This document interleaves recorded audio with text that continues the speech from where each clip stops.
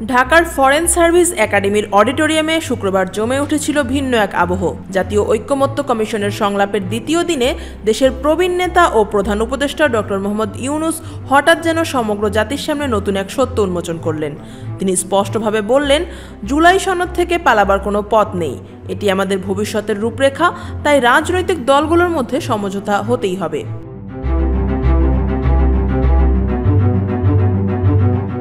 তিনি বলেন, ছাত্র জনতার অভ্যুত্থান আমাদের একটি নবযাত্রার সুযোগ দিয়েছে।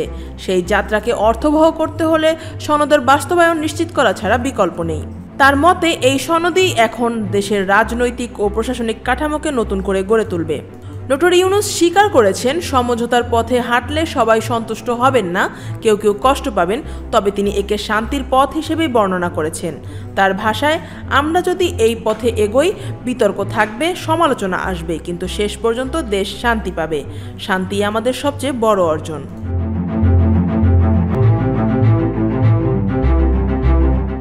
ঐকমত্য কমিশন কার্যক্রম শুরু হওয়ার সময় প্রধান উপদেষ্টা নিজেও সন্দিহান ছিলেন।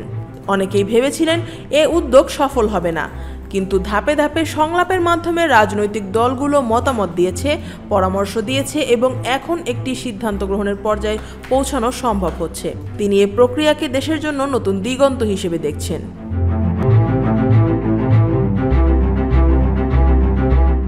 ডক্টর ইউনূস আরও বলেন, এই ঐকমত্য কেবল আমাদের দেশের জন্য নয়, বরং আন্তর্জাতিক পরিমণ্ডলেও একটি বার্তা দেবে। বিশ্ব দেখুক যে বাংলাদেশের মতো একটি দেশে রাজনৈতিক প্রতিদ্বন্দ্বীরা আলোচনার টেবিলে বসে সমাধান খুঁজছে, রক্তপাত নয় বরং সমঝোতার পথে এগোচ্ছে। সংলাপে উপস্থিত নেতৃবৃন্দ সনদ বাস্তবায়নের গুরুত্ব তুলে ধরেন। তাদের মতে এটি জাতীয় নির্বাচনের জন্য একটি ড্রেস রিহার্সাল, যেখানে রাজনৈতিক শক্তিগুলোকে অভ্যন্তরীণ বিরোধ সরিয়ে একসাথে কাজ করতে হবে।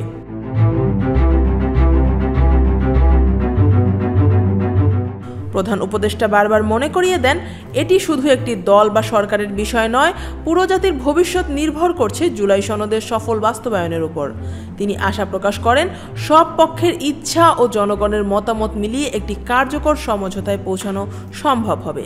সংলাপের শেষ ভাগে তিনি দেশের মানুষকে ধৈর্য ধরার আহ্বান জানান।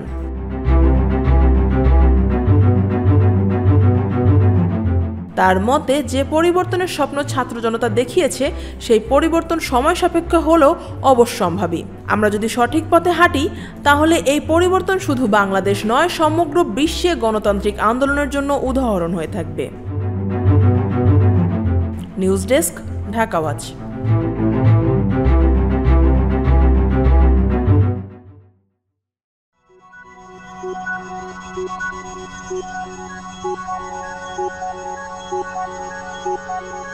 Thank you.